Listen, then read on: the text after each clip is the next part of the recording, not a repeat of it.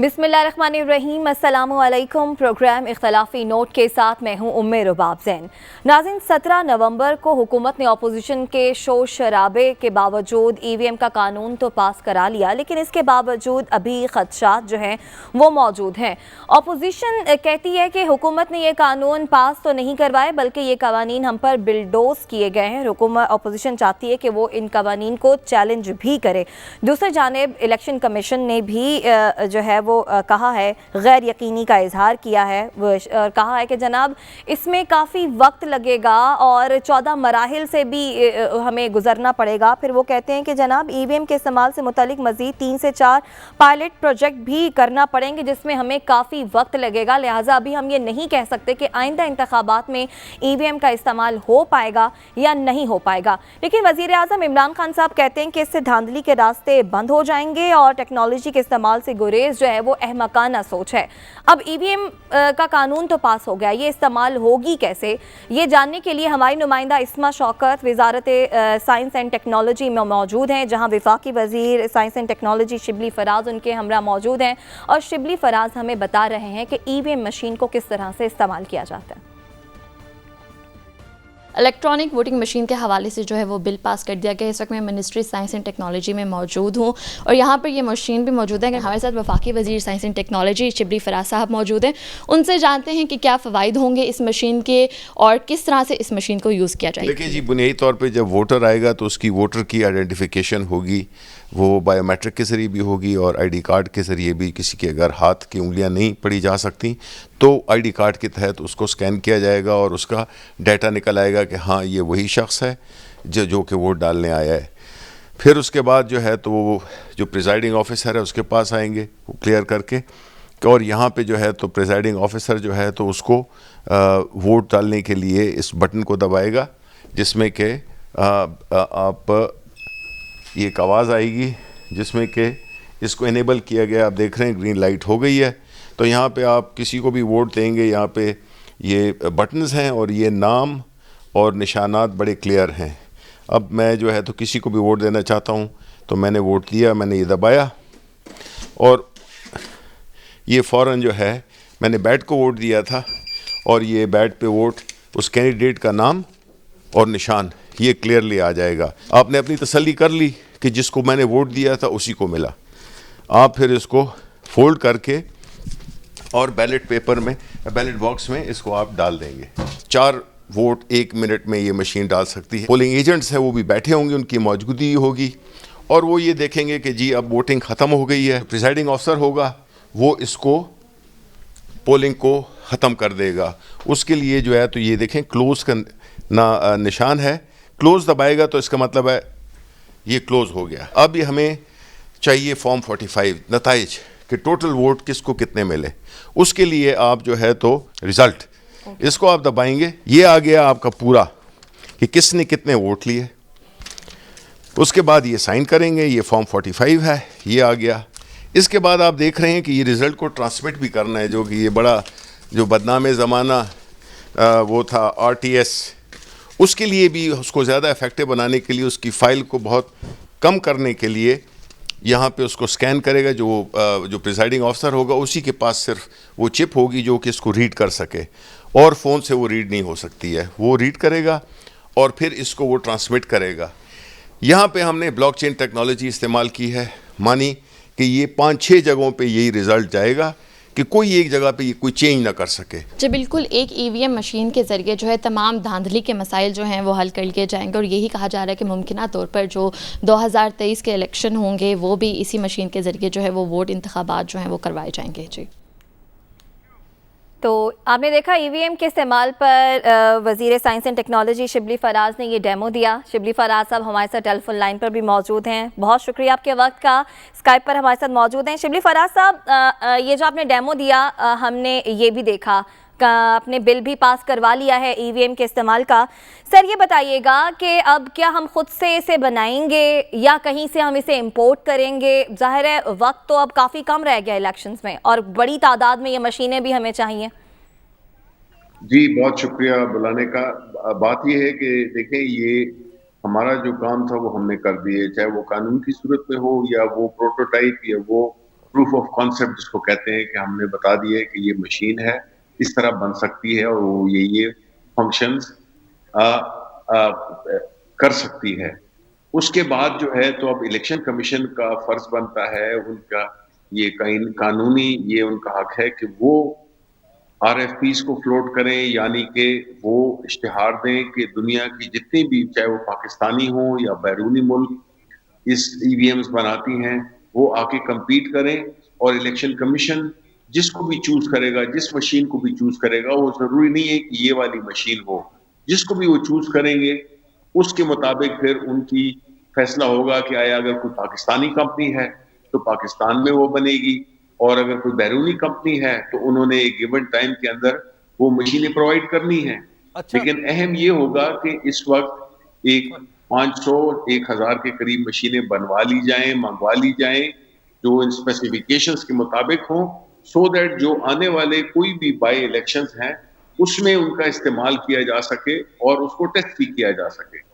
अच्छा फराज साहब, अगर हम इंडिया का तजुर्बा लें जो हमारा बड़ा करीब है, तो इंडिया में ये मशीनें सरकारी इदारों में बनाई गईं और उसके बाद इसको चेक करने में तकरीबन 14-15 साल लगाए गए। 14-15 साल बाद उन्होंने वो इस काबिल हुए कि इन मशीनों को इस्तेमाल कर सकें। हमारे यहाँ ये प्रोसेस आप कह रहे हैं 2 साल में मुकम्मल हो जाए और फिर मशीनें भी बाहर से आएँ, कैसे यकीन किया जाएगा कि वो मशीनें ठीक हैं? देखें, पहली बात तो ये है कि इंडिया ने ये सफर हमसे बहुत पहले शुरू किया, 20 साल से जायद हो गए, इसलिए कि उनकी लीडरशिप ने ये तय कर लिया था कि हमने इंतखाबात में टेक्नोलॉजी का इस्तेमाल करना है ताकि इलेक्शंस मुतनाज़ ना हो। जबकि 2010 में यहाँ पे पीपल्स पार्टी की हुकूमत में ये सिलसिला शुरू हुआ था, लेकिन बदकिस्मती से इसको जो भी है, चाहे वो पीपल्स पार्टी की हुकूमत हो या आज तक 11 साल हो गए हैं हमारी किसी भी हुकूमत में ये कोशिश नहीं की जाए कि टेक्नोलॉजी की तरफ जाया जाए, बावजूद इसके कि हमारा हर इलेक्शन मुतनाज़ा होता था और हम हर इलेक्शन के बाद धांधली का रोना रोते थे। लेकिन हमारी हुकूमत ने ये डिसीजन किया कि इसको अमली तौर पे इम्प्लीमेंट किया जाए, क्योंकि और सब तरीके हम आजमा चुके लेकिन हैं। फराज साहब, इसके लिए आपको बहुत बड़ी इकोनॉमी चाहिए। कम से कम बाज़ लोगों की असेसमेंट है 25 अरब, बाज़ लोगों की इससे भी ज़्यादा है, और फिर हमें अभी इन मशीनों को इस्तेमाल करने का तजुर्बा भी नहीं है। तो आप ये पूरा प्रोसेस कैसे निकाल रहे हैं? और फिर आप कह रहे हैं कि यकदम मशीनें आ जाएं और फ़र्ज़ करें नहीं आती तो फिर क्या करेंगे? क्या आप अलग मशीनें आने की सूरत में बिलावल भुट्टो जरदारी कहते हैं हम इलेक्शन नहीं मानेंगे, तो क्या नहीं आई तो फिर आप कहेंगे कि हम इलेक्शन नहीं मानेंगे? देखें, बात यह है कि पहली बात तो यह है कि 2017 का जो इलेक्शन एक्ट था, जो कि इस कानून के आने से पहले राइजुल वक्त था, उसमें शिक नंबर 103 में ये बड़ा क्लियरली लिखा हुआ था कि इलेक्शन कमीशन ने टेस्ट पायलट प्रोजेक्ट्स करने हैं जिसके जरिए इलेक्ट्रॉनिक वोटिंग मशीन के जरिए इलेक्शन करने हैं। अब हमारे 2017 से लेकर आज तक 4 साल हो गए हैं, लेकिन कोई भी इलेक्शन, कोई बाई इलेक्शन इस इलेक्ट्रॉनिक वोटिंग मशीन के जरिए नहीं हुआ। क्यों नहीं हुआ, इसका जवाब इलेक्शन कमीशन ऑफ पाकिस्तान ही दे सकता है। बताइए कि क्या हम कुछ दीगर इलेक्शंस भी तो हैं जिसमें आपने ये वोटिंग मशीन इस्तेमाल किया है, वकला हजरात के इलेक्शंस या चेंबर ऑफ कॉमर्स के, को क्यों नहीं इम्प्लीमेंट किया, इसका जवाब वही दे सकते हैं। अब हम ये कहते हैं कि अब तो ये लॉ बन गया है जिसमें कि इलेक्शंस 2023 के वो इसी मशीनों EVM के थ्रू ही होंगे जी। ये मशीन जरूरी नहीं है जो कि हमने बनाई है और जो हम डेमोन्स्ट्रेशन में भी दिखा रहे हैं, ये बिल्कुल एक ऐसी मशीन है जो कि एक कॉन्सेप्ट, प्रूफ ऑफ कॉन्सेप्ट है। अब इलेक्शन कमीशन ऑफ पाकिस्तान, अगर वो उसकी ये अब कानूनी जिम्मेदारी है कि वो इन मशीन्स के लिए टेंडर्स, इंटरनेशनल टेंडर्स करे जिसमें कि लोकल पार्टीज भी compete कर सकें और बैरूनी भी, ताकि इस पे तो बगैर मशीनों के इलेक्शन ही नहीं हो सकता 2023 का। नहीं, कानून तो आज का यही कहता है, लेकिन ये अभी बात ये है कि आप ये तो कर नहीं सकते कि कानून बन जाए और आप जो है तो सिर्फ इस वजह से कि जी अभी तो 2 साल रहते हैं, 1.5 साल रहता है, इसमें अगर चाहें तो हम बिल्कुल, हमने ये मशीन 90 दिन में बना ली, ये मशीनें बन सकती हैं, 2000 मशीनें डेली बन सकती हैं, यानी 60,000 मशीनें 1 महीने में बन सकती हैं। اور ہمیں چاہیے کتنی. آپ کہہ رہے ہیں کہ الیکشن کمیشن پر ہے, یہ تو ہم نے ایک ڈیمو مشین بنائی ہے, ان کی مرضی ہے وہ جہاں مرضی سے یہ مشین امپورٹ کریں, بنائیں کسی بھی طریقے سے, لیکن الیکشن کمیشن تو کہہ رہا ہے کہ وقت بہت کم ہے, 14 مراحل سے بھی گزرنا ہمیں پڑے گا, تو ابھی کہہ نہیں سکتے کہ آنے والے انتخابات میں ای وی ایم کا استعمال ہوگا یا نہیں. جی دیکھیں, بڑا اہم سوال آپ نے کیا. بات یہ ہے کہ جی دیکھیں, یہ تو الیکشن کمیشن کو اب چاہیے کہ یہ انہوں نے انشور کرنا ہے کہ جو قانون بن گیا ہے, اگر آج قانون بن جائے, جس طرح کہ اب شرح سود ہو گئی ہے, 1.5% بڑھ گئی ہے, اب کوئی یہ تو نہیں کہہ سکتا کہ جی میرے پاس تو پیسے نہیں ہیں تو میں اس کو ادا نہیں کروں گا. قانون بن جائے, اس پہ پھر عمل درآمد اس ادارے کا کام ہوتا ہے. اس ادارے نے اپنی کیپیسٹی بڑھانی ہوتی ہے, اس ادارے نے دیکھا جانا چاہیے کہ they are making all the efforts کہ یہ چیز ہو سکے, جو کہ بہت پہلے ہو جانا چاہیے تھا. 2017 سے یہ قانون تھا کہ آپ نے پائلٹ جو بائی الیکشنز ہیں وہ پائلٹ پروجیکٹ کے طور پہ کرنے ہیں. اس وقت تو آج ہم 4 سال تو اس بات کو بھی ہو گئے ہیں, لیکن اگر ہم ہر دفعہ یہ کہیں کہ جی یہ الیکشن جو ہے تو اس کے لیے تو ٹائم کم ہے, کوئی ٹائم کم نہیں ہے جی, یہ پاسبل ہے. میں آپ کو بتا رہا ہوں, میں اس پروسیس میں انوالو رہا ہوں, میں کوئی نہ انجینئر ہوں, لیکن میں اس کو چونکہ سپروائز کیا ہے, میں آپ کو کہہ سکتا ہوں کہ یہ ہو سکتا ہے. اس میں صرف آپ کو اپنی کیپیسٹی بڑھانی ہے اور آپ نے اس پروسیس کو شروع کرنا ہے. پہلا پروسیس کیا ہے کہ آپ اپنی جو اسپیسیفکیشنز ہیں جو کہ الیکشن کمیشن نے ہمیں دی آج سے 4 مہینے پہلے, ان کی اسپیسیفکیشنز کے مطابق ہم نے یہ مشین بنائی. یہ کوئی ہماری اپنے تئیں ہم نے کوئی نہیں بنا لی. انہوں نے ہمیں جو پیرامیٹرز دیے تھے کہ یہ اس کی ان کنڈیشنز کو پورا کرنا چاہیے, یہی اس کے فنکشنز ہوں, یہ سارا کچھ انہوں نے ہمیں دیا, ہم نے اس میں بنا لیا. اب الیکشن کمیشن کو چاہیے کہ جو بات ابھی حبیب اکرم صاحب بھی تھوڑا سا پوچھ رہے تھے, اس کے اوپر کچھ کنفیوژن ہے. آپ کے حکومت کے کچھ لوگوں نے ایک طرف کی بات کی, کچھ نے دوسری طرف کی. کیا ملٹیپل آپشنز اویلیبل ہوں گے؟ کیا یہ پاسبلٹی ہے کہ 2023 کے الیکشن میں ملٹیپل آپشنز اویلیبل ہوں گے؟ الیکٹرانک ووٹنگ مشین بھی اویلیبل ہوگی, کاغذی ووٹ بھی اویلیبل ہوگا, اور لوگوں کے پاس 2 قسم کی آپشنز ہوگی, یا کچھ مقامات پہ کاغذی ووٹ ابھی چل رہا ہوگا, کچھ مقامات پہ الیکٹرانک ووٹنگ ہوگی؟ دیکھیں, اس وقت تو قانون بڑے واضح ہے کہ جو 2023 کے الیکشن نیشنل اسمبلی کی, پروونشل اسمبلی کے, وہ تھرو الیکٹرانک ووٹنگ مشین ہوں گے. اگر اس کے علاوہ کوئی چیز ہے تو اس کے لیے قانون سازی ہوگی, لیکن اس وقت ہمارا تو جو کلیئرٹی ہے وہ یہی ہے کہ 2023 میں یہ کنفیوژن نہیں ہونی چاہیے. یہ ایک ہدف ہے جو کر دیا گیا ہے, قانون بن گیا ہے, اب اس کو فلفل کرنا ہے, اس پہ امپلیمنٹیشن کرنی ہے. یہ کام ہے الیکشن کمیشن آف پاکستان کا, جو جس کو کل سے ہی اس کو شروع ہو جانا چاہیے. لیکن شبلی فراز صاحب, اس سے بھی زیادہ ضروری بات یہ ہے کہ آپ ایک کنسنسس بلڈ کریں. آپ نے اسمبلی میں اپنی مارجنل سی اکثریت کا استعمال کر کے یہ قانون تو پاس کرا لیا, لیکن پرابلم یہ ہے قوانین تو اس سے پہلے بھی بہت سارے پاس ہو چکے ہیں, ان کے اوپر عمل درآمد پرابلم ہے. آپ تنہا الیکشن نہیں لڑ رہے, اس ملک میں دوسری پارٹیوں نے الیکشن لڑنے ہیں, دوسرے لوگوں نے الیکشن لڑنے ہیں. دیکھیں حبیب صاحب, بات یہ ہے کہ پوری کوشش کی گئی, اپوزیشن کو انوائٹ کیا, اپوزیشن نے یہ گوارا ہی نہیں کیا کہ وہ اس طرف ایک قدم کیا 1 انچ بھی بڑھے. اب انہوں نے اگر ہٹ درمی اختیار کر لی ہے, باوجود اس کے, یہ کوئی کل تو شروع نہیں ہوا یہ پروسیس کی بات. شہباز شریف کہہ رہے ہیں کہ انہوں نے تو خط کا جواب دے دیا تھا. آپ لوگوں نے جو مذاکرات کی دعوت دی تھی اپوزیشن کو, وہ یہی شکوہ کر رہے تھے کہ انہوں نے تو اسپیکر کو جوابی خط بھی لکھا تھا. اس کے باوجود آپ لوگ ایک طرف مذاکرات کی دعوت دے رہے ہیں, دوسری طرف جو ہے وہ اپنی اکثریت کا فائدہ اٹھاتے ہوئے ایک قانون سازی جو ہے وہ کروا لی. نہیں دیکھیں, بات یہ ہے کہ جو اپوزیشن ہے, انہوں نے یہ طے کیا ہوا تھا کہ ہم نے ٹائم ویسٹ کرنا ہے. ان کی تقاریر اگر آپ دیکھیں پہلے کیا کہتے تھے, اور جب ان کو پتہ چل گیا کہ جوائنٹ سیشن آنے والا ہے تو انہوں نے پھر اس کی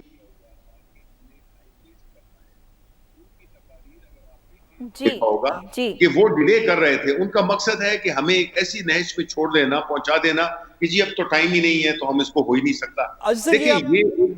یہ جو آپ نے بات کی کہ الیکشن کمیشن کی رسپانسبلٹی ہے, یہ بات تو درست ہے. آرٹیکل 218 سے 222 تک آئین پاکستان میں الیکشن کمیشن ہی کی رسپانسبلٹی ہے, لیکن آپ کی وفاقی حکومت نے اب جب کہ قانون سازی کر دی ہے, اور آپ اس کو انڈرسٹینڈ کرتے ہیں کہ اس کے اندر کچھ پبلک ایجوکیشن بھی کرنی پڑے گی, آپ نے پاکستان کے دور دراز علاقوں میں، جو ابھی آپ نے سوال کا پہلے جواب دیا کہ صرف الیکٹرانک ووٹنگ سے ہی ووٹ کاسٹ ہوں گے، پیپر ووٹ سے نہیں ہوں گے، تو پاکستان کے دور دراز علاقوں میں ایسے لوگوں کو جن کو کہ شاید الیکٹرانک سسٹمز کی اس طرح کی انڈرسٹینڈنگ نہیں ہے، ان کو ووٹ کاسٹ کرنے کے لیے کوئی پبلک اویئرنیس کیمپین کرنی پڑے گی، کوئی حکومت کو اس کی پلاننگ کرنی پڑے گی. اس طرح کی بھی بات کہیں پہ ڈسکس ہوئی ہے کیبنٹ میں؟ کوئی پلان ان پلیس ہے؟ کیونکہ زیادہ وقت نہیں رہ گیا.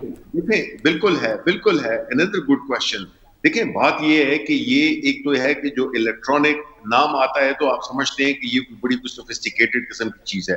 یہ بنیادی طور پہ ایک بڑا ایک ایڈوانس ورژن ہے ایک کیلکولیٹر کا.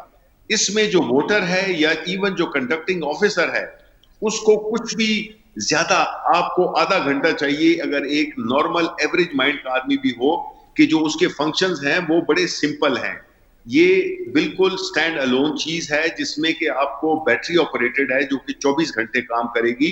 تو آپ کو ایسے علاقوں میں بھی جہاں پہ کہ بجلی نہیں ہے اس میں بھی آپ کو کوئی اثر نہیں پڑے گا, صرف بٹن دبانا ہے. ووٹر نے 2 بٹن. لیکن شبلی صاحب ایک یہاں پہ ایک لاہور میں اس حوالے سے ایک ڈسکشن ہوئی جس میں باقاعدہ طور پہ آئی ٹی کے ماہرین نے ایک ڈیوائس بتائی کلپی. اگر آپ اس ڈیوائس کو مشین میں لگا دیں اور اس کے بعد اپنے موبائل فونز کو اس کے ساتھ بلوٹوتھ کے ذریعے کنیکٹ کر دیں تو آپ پولنگ سٹیشن کے باہر بیٹھ کے بھی بلے کے ووٹ بڑھا سکتے ہیں, شیر کے ووٹ کم کر سکتے ہیں, یا شیر کے ووٹ بڑھا سکتے ہیں, بلے کے ووٹ کم کر سکتے ہیں, یا کسی اور کو بھی جتا سکتے ہیں.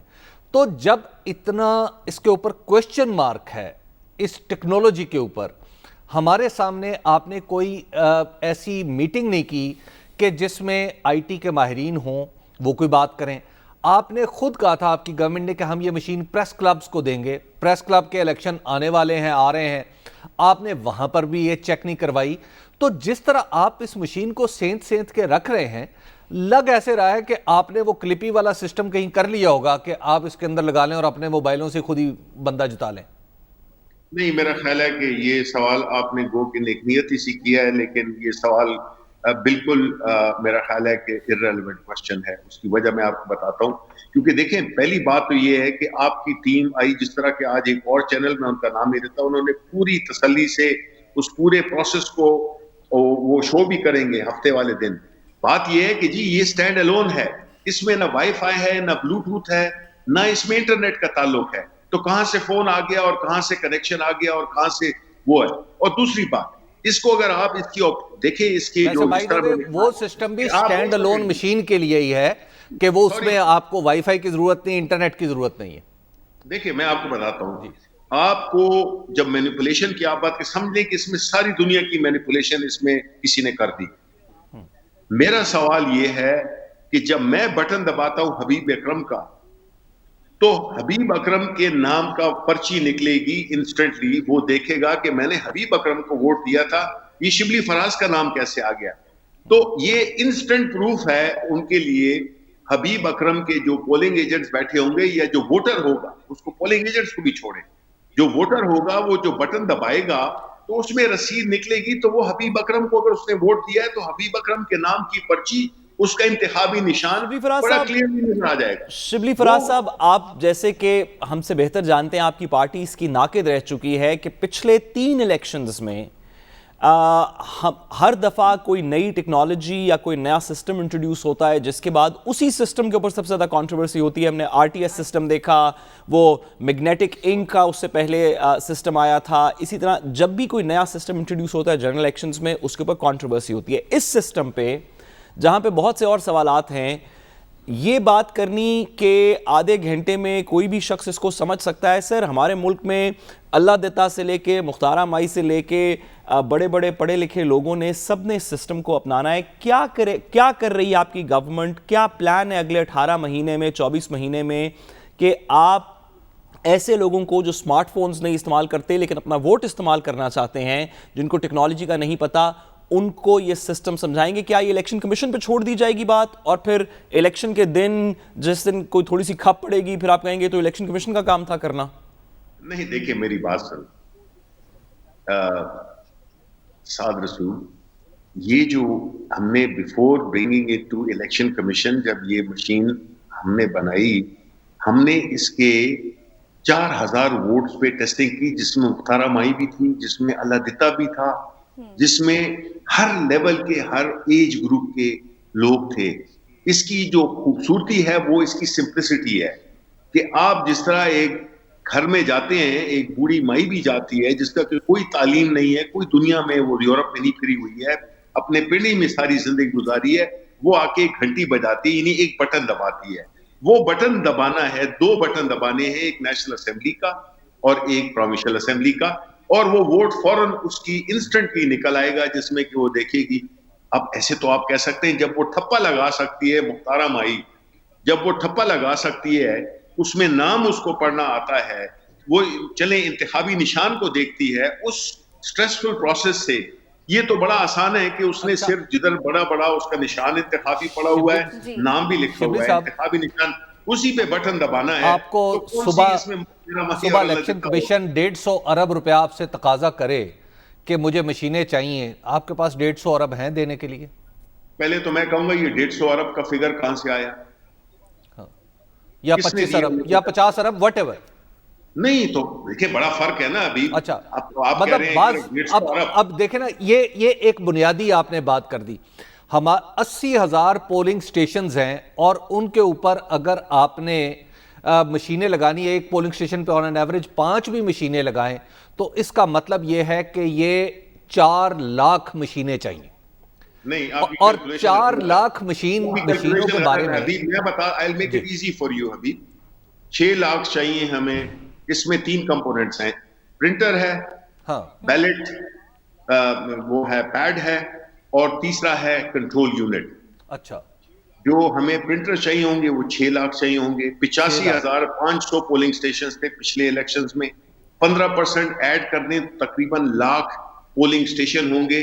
ہر پولنگ سٹیشن میں ایوریج 3.5 پولنگ بوتھس ہوتے ہیں. جی، اس کی بنیاد پہ جو کیلکولیشن ہے وہ ہمیں 6 لاکھ کے قریب ہمیں چاہیے ہوں گے پرنٹر. کہ اگر 2 پرنٹر ہوں، الیکشن صوبائی کے لیے علیحدہ اور اس کے لیے علیحدہ، نیشنل کے لیے 12 لاکھ علیحدہ، پرنٹرز، ٹھیک ہے، 6 لاکھ پرنٹر چاہیے ہوں گے. اور جو کنٹرول یونٹس ہیں وہ ہمیں 3 لاکھ چاہیے، اور جو بیلٹ پیڈز ہیں وہ ہمیں 6 لاکھ چاہیے. تو اس کی کیلکولیشن اگر آپ کریں، یہ جو پرائسنگ کسی نے ابھی، یہ تو ظاہر ہے کہ جب یہ ٹینڈر مطلوب کریں گے اور اس میں جو کنڈیشن، جس طرح کہ آپ ایک گاڑی لیتے ہیں تو ایک GLI کی میں کچھ اسپیسیفکیشن ہوتی ہیں، جو گرانڈے ہے اس میں ڈفرنٹ ہوتی ہیں. آپ کی یہ ریکوائرمنٹ کے مطابق پرائسنگ پرائسنگ ہوگی. لیکن میں آپ کو بتا دوں کہ باوجود اس کے تقریباً میرا ایسٹیمیٹ ہے وہ تقریباً 42 ارب کے قریب ہوگا 42 ساری ارب. پروکیورمنٹ. اور ساتھ میں آپ کو یہ بھی بتا دوں کہ جو مینول ہے وہ مفت نہیں ہوتا. پچھلے الیکشن میں 27.5 ارب روپے وہ کیے تھے خرچ. سر کیا اس میں سے کچھ چیزیں آپ کی پروکیورمنٹ کے علاوہ آپ کی منسٹری بھی بنا رہی ہے؟ کیا اس میں سے 45 ارب میں سے 20 ارب روپے کا کی ایکوپمنٹ آپ کی منسٹری بنا کے پرووائڈ کر دے گی اور باقی پروکیور کرنا پڑے گا؟ آپ ڈومیسٹک آپ خود بھی کچھ کر رہے ہیں سر اس میں؟ نہیں، دیکھیں ہم نے جو کام کرنا تھا نا ہم نے کر دیا. اب ہمارا تعلق نہیں ہے، اب ہے یہ الیکشن کمیشن. ہم نے دلہن حوالے کر دیے الیکشن کمیشن نے کہا، ہمیں لگتا ہے دولہا حوالے کر دیا ہے. اب وہ جانے اور ان کا کام جانے. اب ہم شبلی فراز صاحب، بہت شکریہ. وزیر science and technology Shibli Faraz صاحب ہمارے ساتھ موجود تھے. ان کا کہنا تھا کہ انہوں نے اپنا کام کر دیا ہے، اب یہ کام جو الیکشن کمیشن کے حوالے ہے. ٹائم بھی ابھی ان کا کہنا ہے کہ کافی ہے الیکشن کمیشن کے پاس، صرف اپنی کیپیسٹی بڑھانی ہوگی اور پروسیس شروع کرنا ہوگا. بریک کی جانب بڑھیں، واپس آئیں گے، مزید بات کریں گے. ہمارے ساتھ رہیے گا. ویلکم بیک ناظرین. گلگت بلتستان کے سابق چیف جج رانا شمیم نے الزامات لگائے سابق chief justice of Pakistan Saqib Nisar پر. ان کی جانب سے کہا گیا کہ ثاقب نثار نواز شریف اور مریم نواز کے کیسز میں جو ہے انہوں نے مداخلت کی. توہین عدالت کے ان کے خلاف کیس چلا. 3 دن پہلے اس کیس کی اسلام آباد ہائی کورٹ میں سماعت ہوئی اور آج جو ہے فریقین کو تحریری طور پر شوکاز نوٹسز بھی حبیب صاحب جاری کر دیے گئے. دیکھیے یہ جو رانا شمیم صاحب کا کیس ہے، پہلے تو ایک سوچیں کہ میں ابھی حساب کر رہا تھا کہ ان کے ضمیر جاگنے میں کم از کم ایک دفعہ انہیں بر اعظم سے باہر جانا پڑا، یعنی لندن، اور اس کے بعد 3 سال 3 مہینے تک ضمیر سویا رہا. 2019 में थोड़ा सा जागा इस बयान हल्फी के मुताबिक कि उन्होंने नवाज शरीफ के बेटे को बता दिया और उन्होंने फिर थपक के सुला दिया ज़मीर को, और ज़मीर साहब जो हैं फिर नवंबर की 1 तारीख को लंदन में जागे, नोटरी पब्लिक ने जिसकी तस्दीक की। तो लिहाजा आइंदा उसी ज़मीर को जागा हुआ समझा जाए जिसकी लंदन के नोटरी पब्लिक से तस्दीक हो। ठीक है, एक बात। दूसरी बात यह है कि मैं ये जो राना शमीम साहब वाला मामला है, अब ये तो अदालती पैमाने पे ये वाक़या दुरुस्त है गलत है, इसके क्या असरात है, ये एक अलग बात है। लेकिन पॉलिटिकली आप देखें कि दरअसल इसको इस्तेमाल ही पॉलिटिकली किया जा रहा है। इससे पहले भी आपने एक जज अरशद मलिक साहब की वीडियो देखी थी, उस वक्त भी मैंने इसी प्रोग्राम में बैठ कर राय दी थी कि अगर ये गवाही है तो फिर अदालत में पेश होनी चाहिए। तो अगर राना शमीम की कोई गवाही है तो फिर अदालत में पेश होनी चाहिए, अदालत से बाहर पेश नहीं होनी चाहिए। तो 2019 में अगर राना साहब का ज़मीर जाग चुका था, लेकिन वो ज़ाहिर उसकी तस्दीक नोटरी पब्लिक ने नहीं की, तो जब नोटरी पब्लिक ने तस्दीक कर दी थी तो मेरा ख्याल है कि मैं पाकिस्तान के निज़ाम का एक तालिब इल्म होने के नाते मैं ये समझता हूँ कि अगर मैं वो दरख्वास्त लेके जाऊँ कि फ़लाँ साहब ने मेरे जज को ये कहा था और उसने फ़लाँ को ये कहा था, तो शायद मुकदमा ही दोबारा खुल जाए। लेकिन ज़ाहिर है उसकी तफ्तीश करनी पड़ेगी कि मेरा बयान जो है वो किस हद तक दुरुस्त है। तो लिहाजा अब राना शमीम साहब के ज़रिए जितना फ़ायदा हो सकता था वो हो चुका। अच्छा। राना शमीम साहब ने माशाल्लाह एक ऐसे स्पंज के तौर पे काम किया है कि जिसने गिलगित में पानी चूसा और लाहौर में आके उसको निचोड़ दिया। तो लिहाजा अब राना शमीम साहब को अल्लाह खुश रखे, अब वो अपने इस एफिडेविट का भी हिसाब दें। बाकी जहां तक हमारे साबिक चीफ जस्टिस साकिब निसार साहब हैं, उनके बारे में भी तवक्कुआत लोगों की कोई अच्छी नहीं है। उनका जो अपना इमेज है बतौर चीफ जस्टिस, वो इतने उसके ऊपर सवालिया निशान है। उनका दामन जो है, मैं उसको दाग या तार तो नहीं कहता क्योंकि वो जज साहब रहे हैं, मुझे भी डर भी लगता है, लेकिन कम अज कम उनके दामन को हरीफाना तो खींचना चाहिए ना कि आप किस किस्म के लोगों में बैठते रहे हैं। और तीसरी बात, लास्ट ही मैं अर्ज करूंगा, आप जरा तसव्वुर करिए, पाकिस्तान में मैं अर्ज करता हूं ये नालायक है, ये यहाँ पे नालायकी जो है ना वो एक स्टैंडर्ड है यहाँ पे सब। आप जरिए आप मुलाजा फरमाइए, एक शख्स ऐसा चीफ जज बन जाता है जिसका ज़मीर 3 साल तक सोया हुआ है, उसके सामने जुर्म कमिट हुआ है और वो 3 साल उसका 3 साल 3 महीने ज़मीर सोया हुआ है और नोटरी पब्लिक लंदन का तस्दीक करता है कि अब ज़मीर जाग गया, होने देना गल कर। और दूसरा एक ऐसा शख्स चीफ जस्टिस बना है हमारे पाकिस्तान का जिसके ऊपर इल्जाम लग रहा है।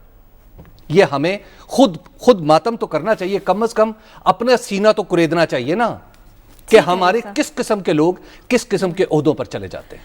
साहब अब इस केस के कानूनी पहलुओं पर रोशनी डालिएगा। साबिक चीफ जस्टिस साकिब निसार इनकारी हैं और जो है राना शमीम साहब वो कहते हैं कि वो अपने बयान पर अभी भी कायम हैं। वैसे सबसे पहले तो ये खबर बताओ कि इससे एवन फील्ड केस में फायदे होंगे? नहीं, मेरा नहीं ख्याल यार, ये तो दिल ही तोड़ता है इस वजह से कि अभी तक जितनी बातें इस्लामाबाद हाई कोर्ट के एडमिटिंग ऑर्डर के अंदर आ चुकी हैं, जिसको कि दूसरी साइड कॉन्ट्रोवर्ट नहीं कर पाई, जिसके के अंदर डेट के अंदर तसादात उस वक्त जो मुतल्लिका जज साहब हैं, बाय द वे मैं इस वजह से उनका नाम लेना चाहता हूं क्योंकि उनके साथ मैं बहुत दफ़ा उनके सामने पेश भी हुआ हूं।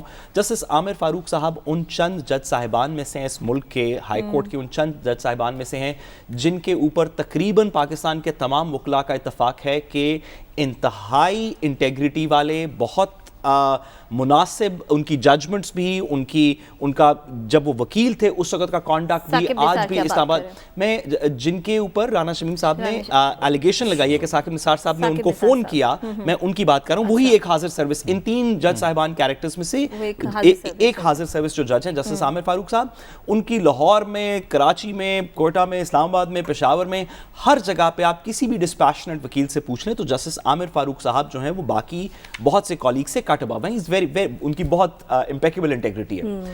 लेकिन जो एलिगेशन लगाया गया, जब लगाया गया तो मैं जिन नामों के ऊपर लगाया गया तो मुझे शुरू में ही लगा कि ये गैर मुनासिब लग रही है बात। इस तरह के लोग मौजूद हैं जुडिशरी में, माजी में भी रहे हैं, जिनके ऊपर जब कोई एलिगेशन लगता है तो आपको थोड़ा शक ही होता है कि पता नहीं सच है, हो भी सकता है, और कुछ के बारे में तो यकीन ही आ जाता है। तो लेकिन justice Aamir Farooq is not that person, not at all, by far is not that person.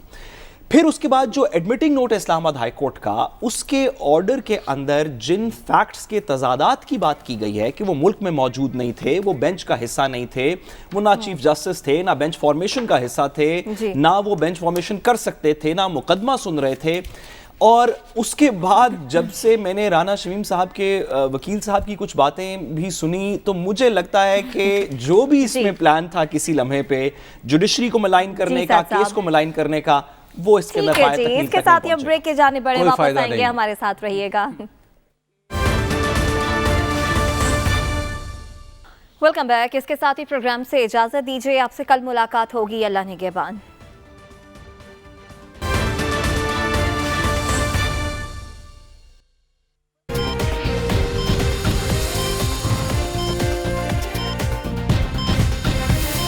दुनिया खबर की दुनिया।